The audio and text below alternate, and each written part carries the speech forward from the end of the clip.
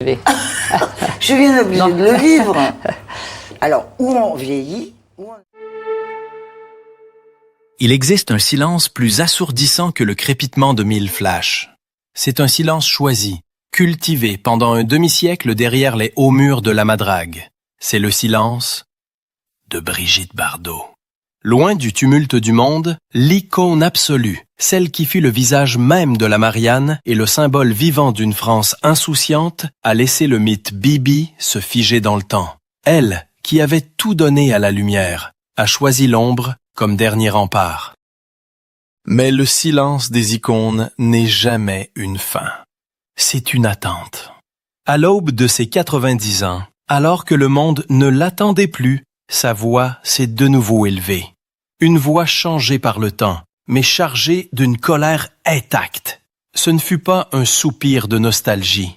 Ce fut un acte d'accusation. Dans un ultime refus de se taire, Bardot a publiquement confronté les systèmes et les hommes qui ont forgé sa légende tout en brisant sa vie. Elle a dressé la liste des choses qu'elle ne pardonnera jamais. 4 blessures capitales, 4 trahisons indélébiles. Comment la femme la plus photographiée du XXe siècle a-t-elle pu devenir l'ombre la plus célèbre de France? Comment celle qui incarnait la joie de vivre a-t-elle pu être consumée par une telle amertume? Qui lui a volé son nom pour n'en laisser qu'un sigle? Bébé, une marque déposée au détriment de l'individu. La France de l'après-guerre avait besoin d'elle. Elle fut cette vague de liberté, ce souffle de sensualité pure qui balayait les vieilles conventions. Le monde entier la désirait. Mais le désir, lorsqu'il devient une industrie, dévore ce qu'il prétend célébrer. Derrière l'image de la fille aux pieds nus dansant à Saint-Tropez, se cachait une réalité plus sombre. Une prison dorée où chaque sourire était un contrat et chaque regard, une intrusion. Ce soir, Icône et Silence ne revisitent pas la légende. Nous écoutons la femme. Nous explorons le coup de la gloire et le long chemin vers cette confrontation finale où, tenant fermement sa propre vérité, elle nomme enfin ce qui ne peut être pardonné. Pour comprendre l'ampleur de la chute, il faut d'abord mesurer la hauteur vertigineuse du sommet. L'apogée de Brigitte Bardot n'est pas une simple carrière, c'est un phénomène sismique. Il commence en 1956.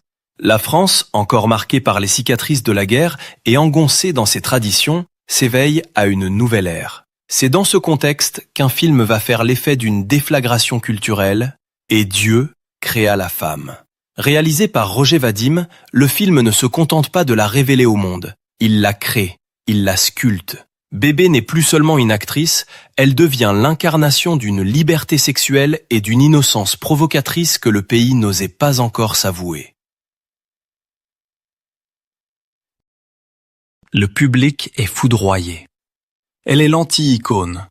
Là où les vedettes de l'époque affichaient une perfection sophistiquée et distante, Bardot offre une beauté sauvage, pieds nus, la chevelure en bataille. Elle n'est pas une star, elle est la fille d'à côté, l'enfant naturel de Saint-Tropez. Chaque apparition est un baume pour un pays en reconstruction, un rappel vibrant que la vie pouvait être simple, belle et vécue avec une passion immédiate. La presse la surnomme l'idole nationale, la Marianne de poche. Elle devient plus qu'une vedette, elle devient un symbole social, un sujet de thèse pour les sociologues. Sa filmographie s'enchaîne alors à un rythme effréné, chaque film façonnant un peu plus le mythe. Il y a En cas de malheur en 1958, où, audacieuse, elle tient tête au monstre sacré Jean Gabin, prouvant qu'elle n'est pas qu'une image, mais aussi une actrice d'instinct. Puis vient Le choc de la vérité en 1960, réalisé par le tyrannique Henri-Georges Clouzot. Ce rôle dramatique, intense, lui vaut une reconnaissance critique et un David di Donatello de la meilleure actrice étrangère en Italie. Mais il la pousse aussi dans ses retranchements émotionnels les plus profonds. Un premier aperçu de la pression dévorante qui s'installe. Le film est un triomphe mondial et lui ouvre définitivement les portes de l'international. Elle ne se contente pas de jouer, elle chante. Avec cette voix fragile, presque murmurée, elle popularise des titres légers mais devenus iconiques, comme La Madrague ou Harley Davidson. Elle enregistre même la première version, alors jugée scandaleuse et censurée, de Je t'aime moi non plus, avec Serge Gainsbourg. Chaque note, chaque rôle, chaque apparition ravivait une étincelle de modernité. Elle n'appartient plus à la France, elle appartient au monde. Elle est acclamée à New York, à Rome, à Tokyo. Elle est la réponse française à Marilyn Monroe. Mais cette adoration universelle a un prix. Le public a construit autour d'elle une image idéalisée, celle d'une déesse de la sensualité, éternellement jeune, éternellement libre, éternellement disponible. Au tout début, il y avait la joie pure de jouer, le rêve innocent d'une jeune fille issue de la bourgeoisie parisienne qui voulait simplement être aimée. Cette joie est palpable dans ses premières interviews, mais très vite, le rêve est devenu une machine. La pression initiale, celle de plaire, de correspondre à l'image que les autres avaient façonnée pour elle, s'est transformée en un fardeau. Le monde voulait Bibi. L'industrie la produisait à la chaîne.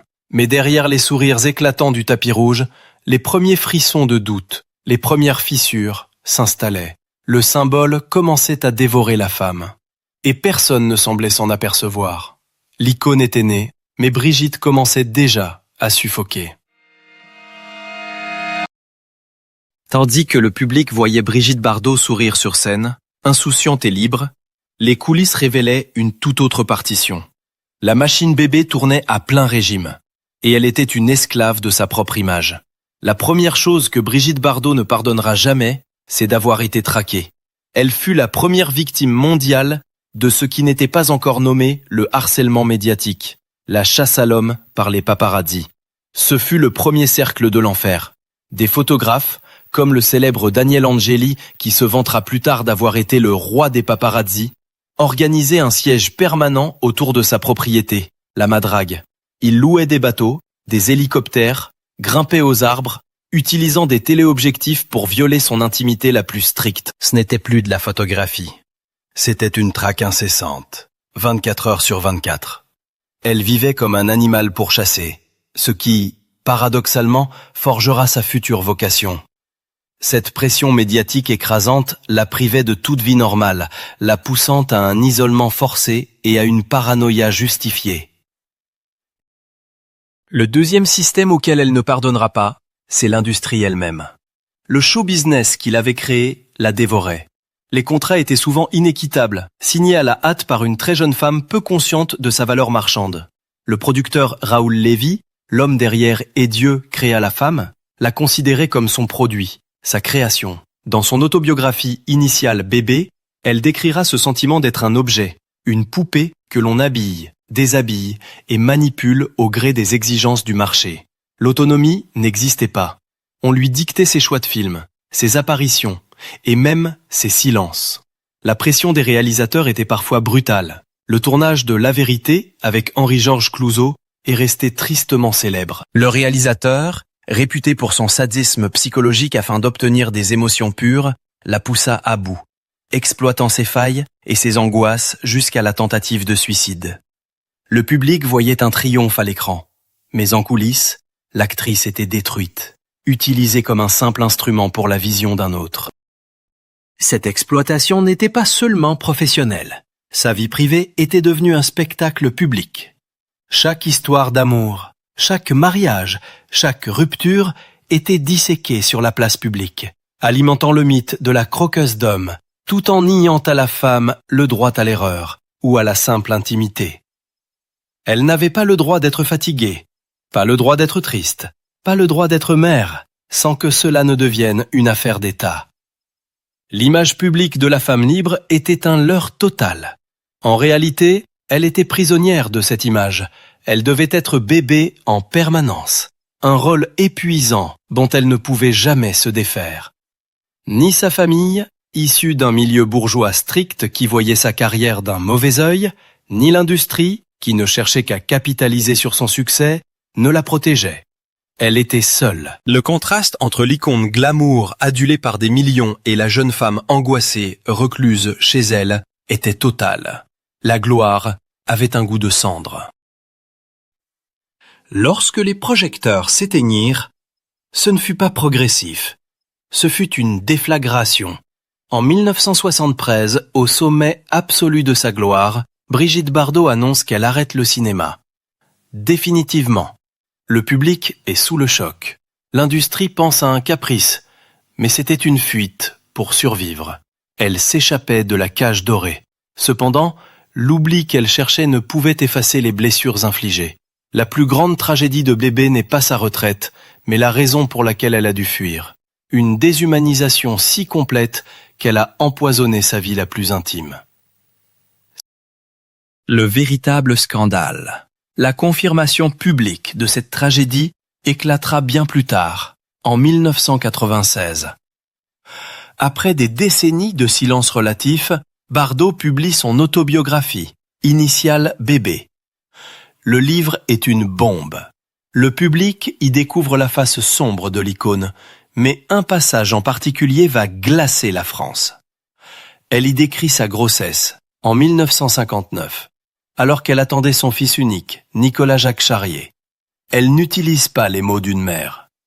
Elle utilise les mots d'une victime. Elle compare cette grossesse non désirée, survenue au pic de sa gloire et de son mariage tumultueux avec Jacques Charrier, à une tumeur qui grandissait en elle. La réaction est immédiate et violente. Ce n'est plus un scandale médiatique, c'est un drame familial exposé aux yeux de tous. En 1997, son propre fils Nicolas, qu'elle n'a pratiquement pas élevé, et son ex-mari l'attaquent en justice pour atteinte à l'intimité de la vie privée. Et il gagne. Le tribunal condamne Brigitte Bardot. C'est la troisième chose qu'elle ne pardonnera jamais. Non pas à son fils, mais au système qui l'a tellement vidé de sa substance, tellement objectifié, qu'il a rendu cet instinct maternel impossible. Le public qui l'adorait hier lui tourne en partie le dos, choqué par cette révélation taboue. L'industrie qui l'avait porté au sommet, elle, resta muette, comme toujours. Cette condamnation judiciaire fut le sceau public de sa plus grande blessure privée. Abandonné par le système, et désormais en rupture publique avec sa propre chair, Bardot s'enferme alors pour le bon à la Madrague, dans un silence désormais chargé de cette amertume indélébile. À l'âge de 88 ans, lors d'une rare interview accordée depuis la Madrague, le visage marqué par le temps mais le regard inflexible, Brigitte Bardot n'a pas parlé de cinéma. Elle n'a pas évoqué la nostalgie des années 60. Elle a tenu à la main non pas un scénario, mais la liste de ses combats, la liste de ses dégoûts. C'est le moment où le silence s'est rompu, non pas avec regret, mais avec une colère froide et maîtrisée. Elle a enfin repris le contrôle total de sa propre histoire. Elle y nomme ses adversaires. Le premier, c'est le système des paparazzis, ces chasseurs qui, dit-elle, lui ont volé sa jeunesse et sa liberté. Un système incarné par des figures comme Daniel Angeli. Le second, c'est l'industrie du cinéma elle-même, celle qui, sous la coupe de producteurs comme Raoul Lévy, l'a emballé comme un produit et l'a poussé au-delà de ses limites, ignorant sa détresse. Le troisième, c'est ce scandale intime, cette rupture avec son fils, Nicolas Charrier, conséquence directe, selon elle, d'un monde qui l'avait déshumanisé au point de lui voler son instinct maternel. Ces blessures ont été publiquement confirmées, certaines même par des décisions de justice. Mais c'est la quatrième chose qu'elle ne pardonnera jamais qui donne un sens à tout son silence. C'est la cruauté. Ayant elle-même été traquée comme un animal, Bardot a reporté toute son empathie sur la cause animale. Et c'est là que sa confrontation devient la plus virulente.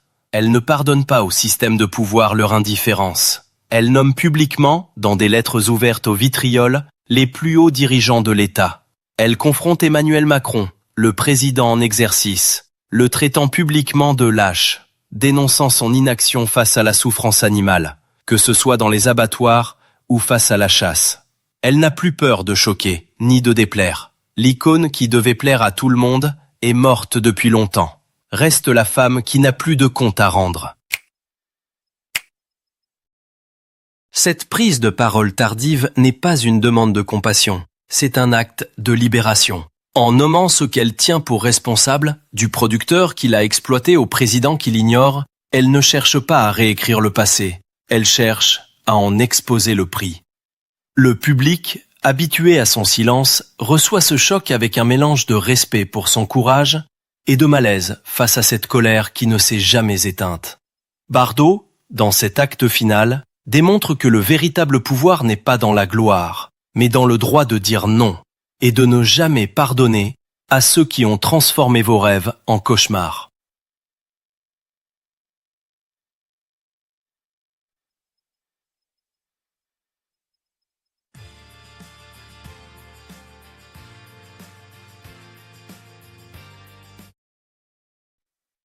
L'histoire de Brigitte Bardot n'est pas seulement celle d'une actrice légendaire. C'est un miroir tendu à une industrie, un avertissement universel qui résonne bien au-delà des frontières de la France.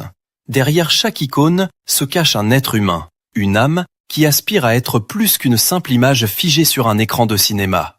Le parcours de Bébé, de l'adoration mondiale à la réclusion volontaire, nous oblige à nous interroger profondément. Et si l'industrie, à l'époque, les avait traités comme des humains et non comme des produits d'exportation? Combien d'autres jeunes talents, combien d'enfants stars, de la France des yéyés à l'Hollywood moderne, ont vu leur vie brisée en silence, leur voix étouffée par le poids des contrats léonins et l'avidité insatiable des projecteurs. L'histoire de Bardot représente toutes ces voix oubliées, celles qui n'ont pas eu la force, ou peut-être jamais la chance, de confronter publiquement leur bourreau. Nous, le public, portons aussi une part de responsabilité. Avons-nous désiré l'image, le mythe Bébé, avec une telle ardeur que nous en avons collectivement oublié la personne? Sommes-nous enfin prêts à écouter, vraiment écouter? Non pas les échos de la gloire passée, mais les confessions brutes de l'après, avant que les lumières ne s'éteignent pour de bon. Écouter ces longs silences n'est pas un acte de nostalgie. C'est un devoir de compassion, un acte de réparation symbolique. C'est reconnaître que le prix de la gloire est trop souvent payé en larmes, en solitude et en pardon devenu impossible. Le droit d'être écouté, même des décennies plus tard, est un droit fondamental. Aujourd'hui, nous écoutons la voix de Brigitte non pas pour juger ses choix ou ses colères, mais pour comprendre le coût de notre propre fascination. Et peut-être, enfin, pour changer notre regard sur ceux que nous élevons au rang d'icône. Comme elle l'a dit elle-même, résumant sa propre existence dans une formule lapidaire et puissante, « Je ne cherche pas le pardon. Je veux simplement que mon histoire soit racontée avec ma propre voix. » Un rappel brutal que la blessure la plus profonde n'est pas la chute, mais la trahison de ceux qui ont fabriqué l'idole avant de la pousser dans le vide.